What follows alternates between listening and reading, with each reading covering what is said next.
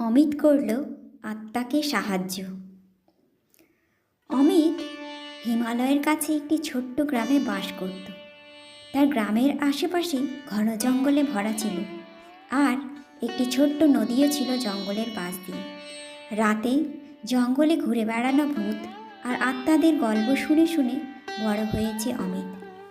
একদিন অমিতের বন্ধুরা তাকে গ্রামের সীমানার বাইরে এক পুরনো নিস্তব্ধ একটি বাড়িতে যাবার জন্য বলল।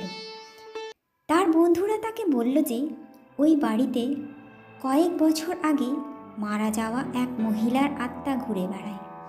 অমিত তার বন্ধুদের কথা মেনে নিল আর সেখানে যাওয়ার জন্য রাজি হয়ে গেল।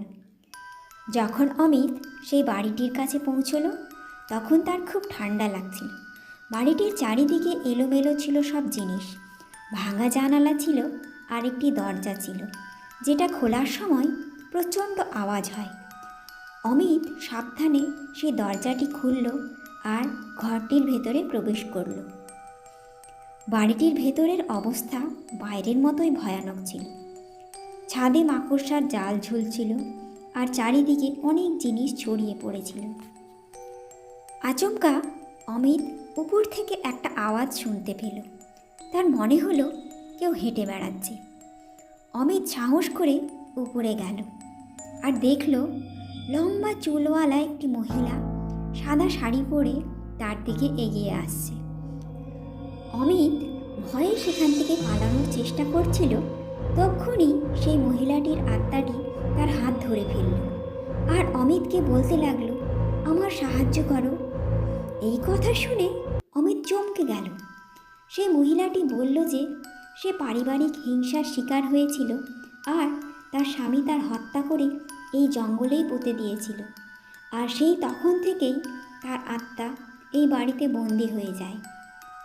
এইসব শুনে অমিত সেই আত্মাটির সাহায্য করার সিদ্ধান্ত নেয়, আর অমিত কথা দেয় যে সে তাকে সেখান থেকে মুক্ত করবে।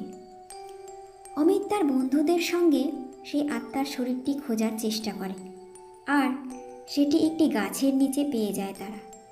তারপর অমিত পুলিশকে খবরটি দেয়, আর পুলিশ সেই মহিলার স্বামীকে গ্রেপ্তার করে যাবজ্জীবন কারাদণ্ড দেওয়া হয় তাকে।